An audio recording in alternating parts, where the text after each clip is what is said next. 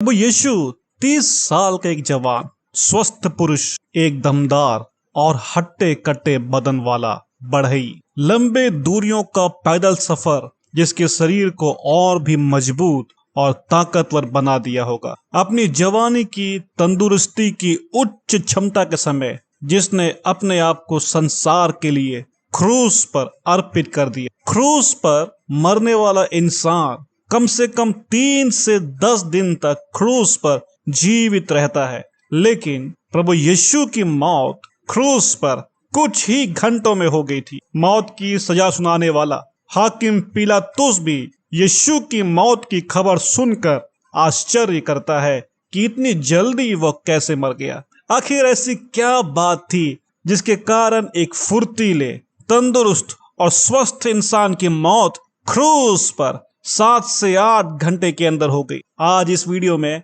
आप यीशु के मौत के पीछे के मेडिकल साइंस के गवेषण और निष्कर्षों को समझेंगे। मैं इन बातों को 6 स्टेप्स में बताकर आपको समझाने की कोशिश करूंगा। मेडिकल विज्ञान के आधार पर क्रूस की मौत का गवेषण कई डॉक्टरों ने किया है, लेकिन मैं डॉक्टर फ्रेडरिक जुगीब के शोध और निष्कर्ष को आपके साथ साझा करूंगा। आइए देखते हैं प्रभु यीशु के क्रूस पर जल्दी मरने के 6 स्टेप्स। पहला है गतसमना के बगीचे में। प्रभु के लिए मरना एक आसान बात नहीं था, क्योंकि वह धरती पर पूर्ण परमेश्वर होने के साथ साथ एक पूर्ण मनुष्य भी था।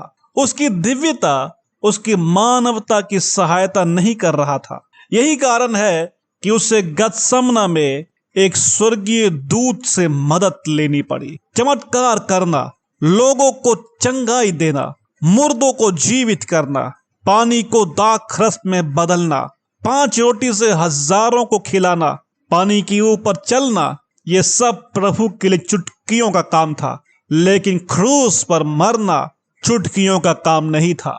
उसे पिता से यह प्रार्थना करनी पड़ी कि अगर हो सके तो यह प्याला दूर हो जाए।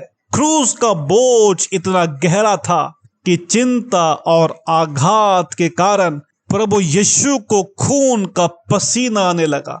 इस स्थिति को मेडिकल टर्म में हेमाटिड्रोसिस कहते हैं। इस तरह की स्थिति कुछ लोगों के जीवन में घट चुकी है, जिसमें उच्च संघर्ष और चिंताजनक स्थिति में खून मिला पसीना इनके शरीर से बहा था। प्रभु यीशु भी उच्च चिंता और अवर्णनीय दुख में गतसमना के बगीचे में थे। मरकुस 14 के 33 में लिखा है कि प्रभु बहुत ही अधीर और व्याकुल होने लगा। आयत 34 में प्रभु अपने चेलों से कहते हैं, मेरा मन बहुत उदास है, यहाँ तक कि मैं मरने पर हूँ। लूका सुसमाचार 22 के 44 में पढ़ते हैं कि वह अत्यंत संकट में व्याकुल होकर और भी हार्दिक वेदना से प्रार्थना करने लगा। जब भी तनाव गहरा हो और भविष्य में घटने वाली घटना के ऊपर अत्यंत चिंता एक मनुष्य को हो सकती है, उस समय खून का पसीना आने की संभावना होती है। यह किस प्रकार से काम करता है उसे आपको समझाने के लिए नर्वस सिस्टम अर्थात तंत्रिका तंत्र के बारे में आपको समझना पड़ेगा। हमारे अंदर 2 तरह के तंत्रिका तंत्र या नर्वस सिस्टम होता है। पहला है सेंट्रल नर्वस सिस्टम, केंद्रीय तंत्रिका तंत्र, और दूसरा है आत्मक तंत्रिका तंत्र, जिसे अंग्रेजी में हम बोलते हैं ऑटोनॉमिक नर्वस सिस्टम। अब बहुत ध्यान से सुनिएगा। हमारे सेंट्रल नर्वस सिस्टम, इसमें दिमाग अर्थात ब्रेन और मेरुरज्जु अर्थात स्पाइनल कोड होता है।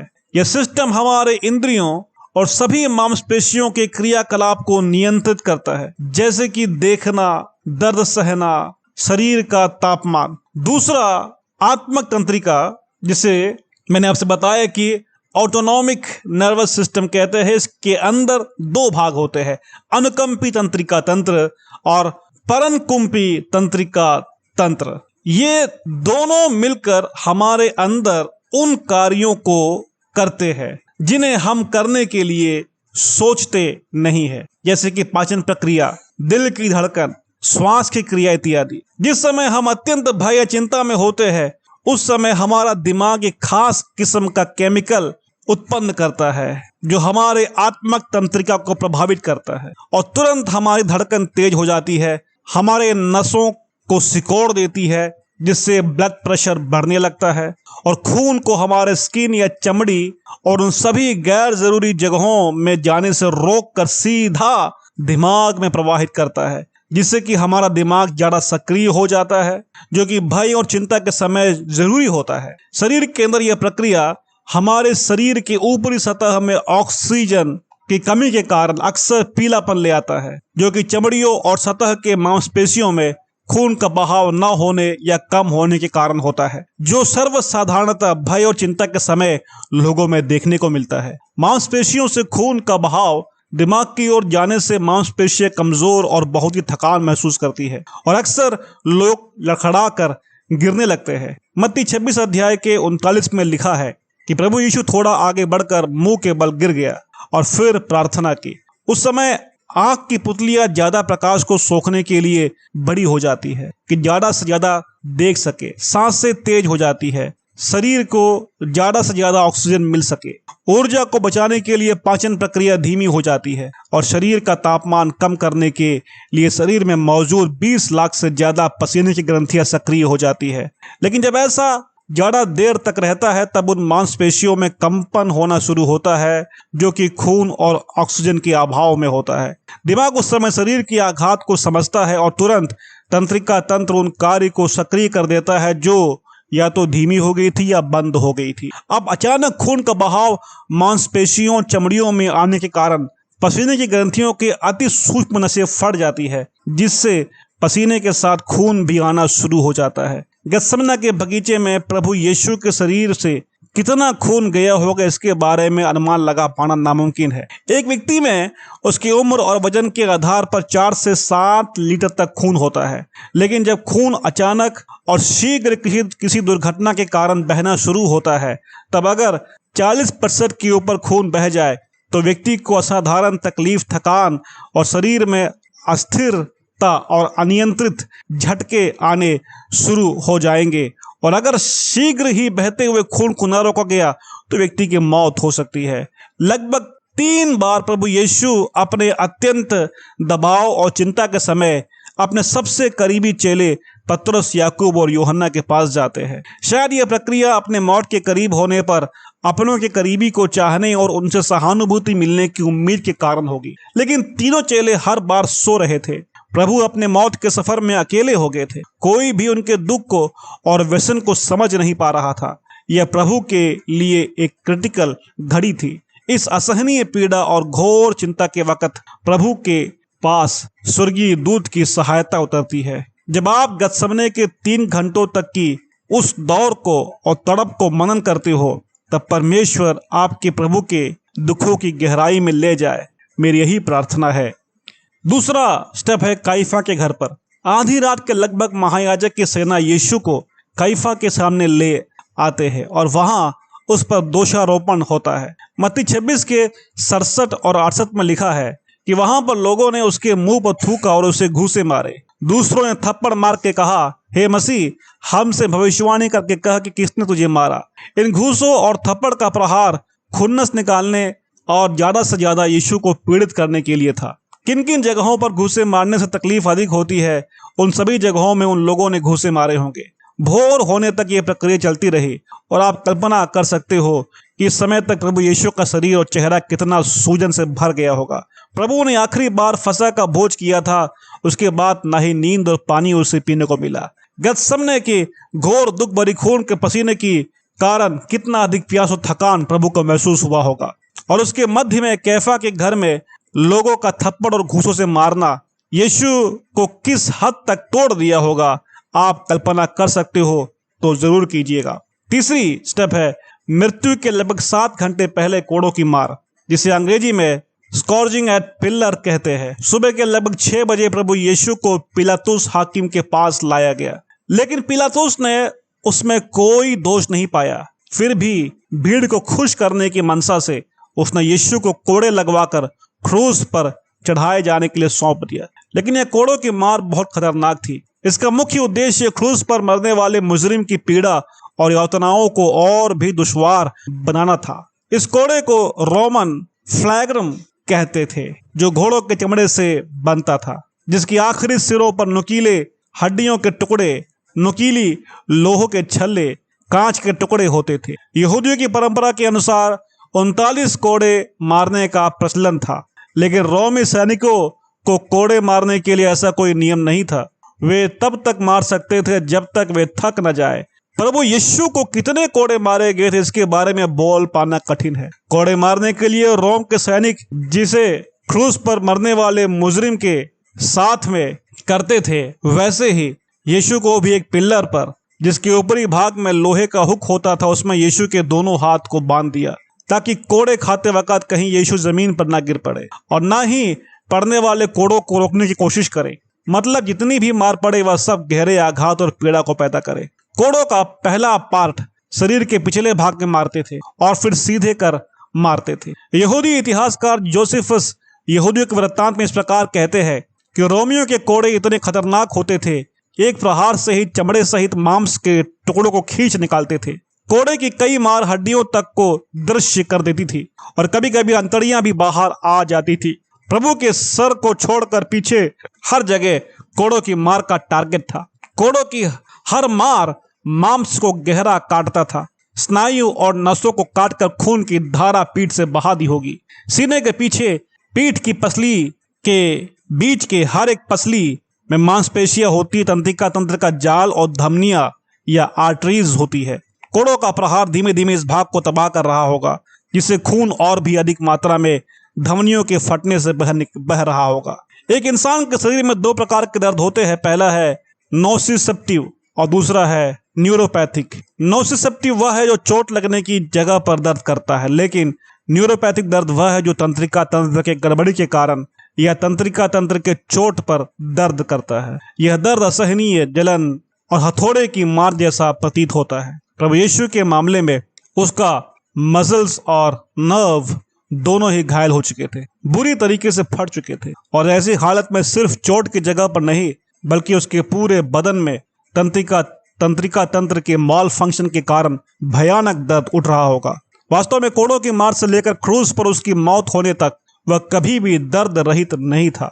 हर पल हर जगह वह असहनीय दर्द में था। प्रभु को पीठ और सीने पर कोड़ों की मार पड़ने के कारण उसका शरीर बुरी तरह फट गया होगा और हर घाव से खून बह रहा होगा। सीने की हड्डियों के बीच की मांसपेशियों और धमनियों को भी नुकसान पहुंचा, जिससे प्रभु के शरीर से और भी ज्यादा मात्रा में खून बह रहा होगा।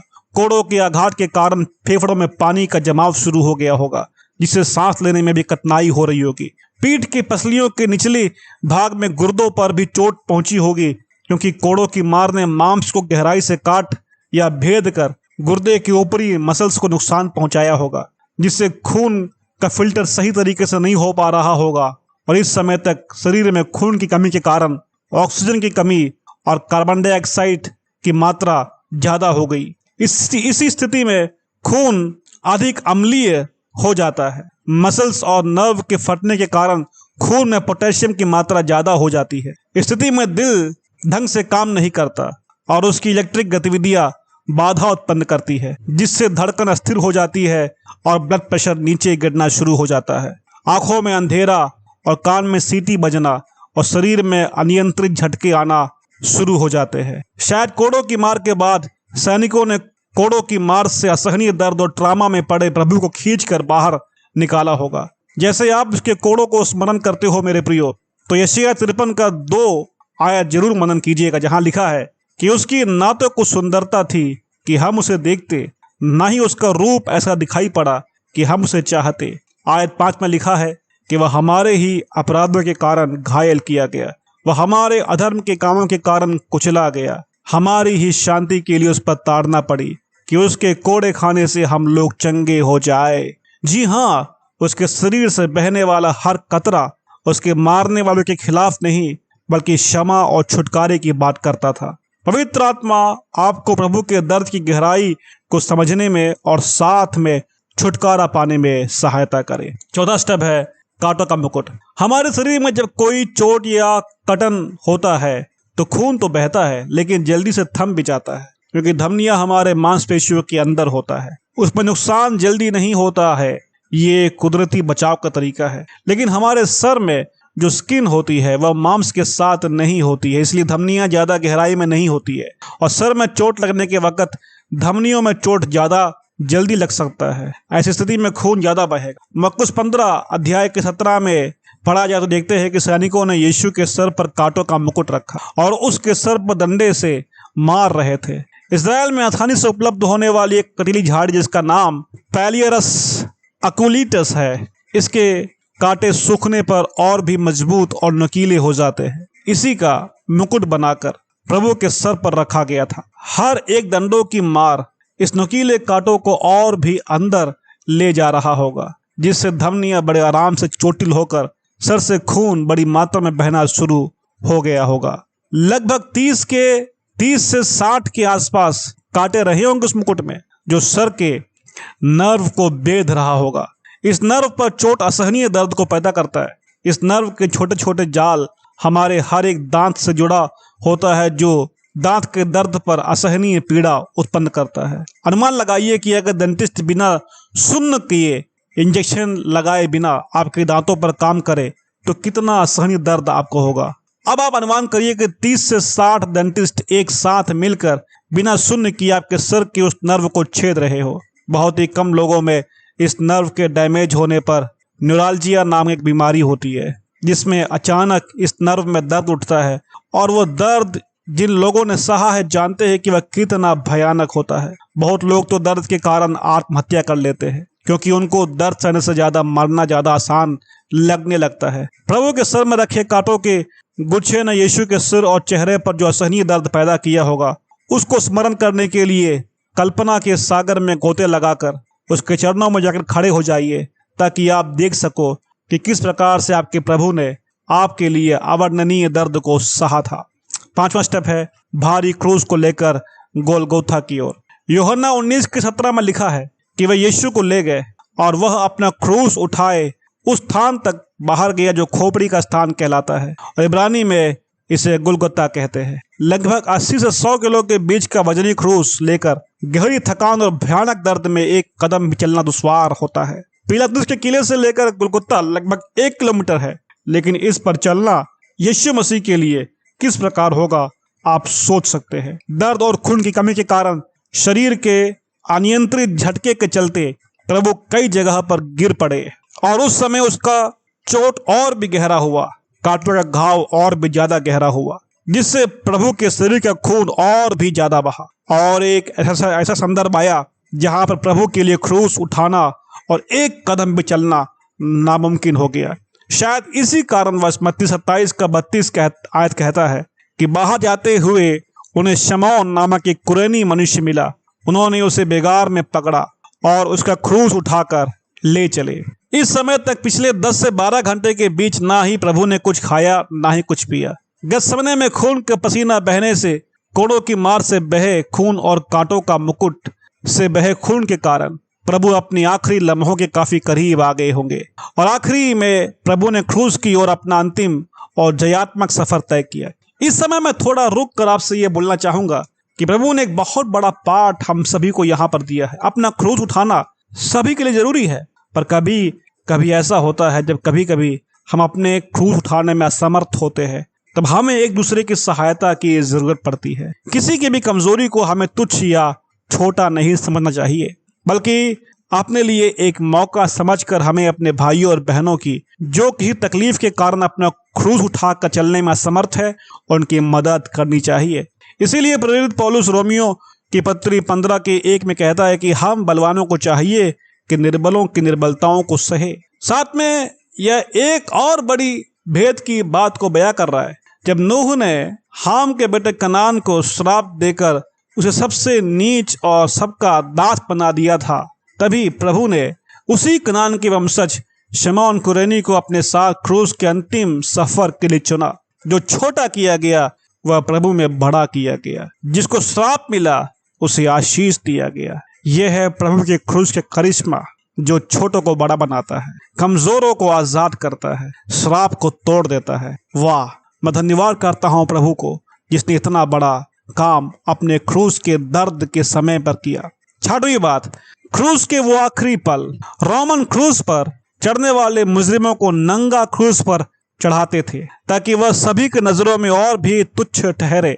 जब रोमन सैनिकों ने प्रभु के ऊपर से कपड़ा निकाला होगा तो घाव और खून के थक्के जमने के कारण शरीर के घाव से चिपका कपड़ा एक झटके में खींचकर निकाला होगा, जिससे प्रभु के पूरे शरीर में असहनीय वेदना की लहर दौड़ गई होगी और ताजा खून उन घावों से बहना शुरू हो गया होगा।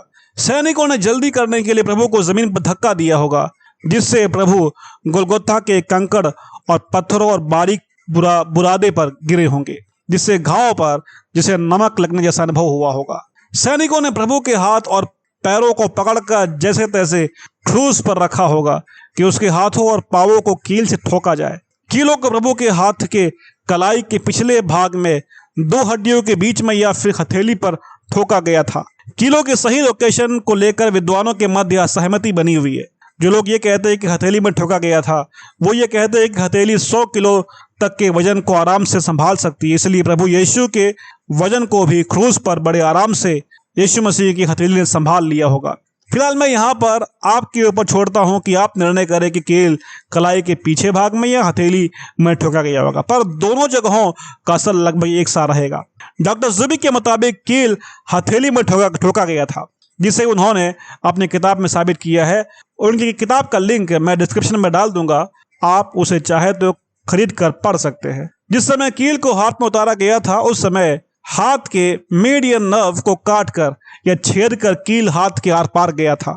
इसका संबंध सीधे हमारे दिमाग के साथ होता है। जब कभी अचानक हमारी कोहनी कहीं लग जाती है तब एक बिजली का झटका सा हम अपने हाथ पे महसूस करते हैं। ऐसा इसलिए होता है क्योंकि चोट मीडियन नर्व को लगा होता है। लेकिन जरा सोचिए कि जब उस पर कीलों का प्रहार कर उसे चीर दिया जाएगा तो कितना अधिक तकलीफ होता होगा। इस दर्द का एक मेडिकल नाम जिसे खसालजिया कहते हैं। इसमें जो दर्द होता है वह जलन और पीड़ा के साथ होता है। प्रभु ने जब भी अपने हाथ को क्रूस पर हिलाया होगा उस समय हर बार बिजली की सी जलन और असहनीय पीड़ा पूरे हाथ से लेकर सीने तक हुआ होगा। और फिर यही हाल पैरों का भी था। पैरों में प्लांटर नर्व होता है जिसे कील ने भेद दिया होगा, जिससे जलन और असहनीय पीड़ा पैदा हुई होगी।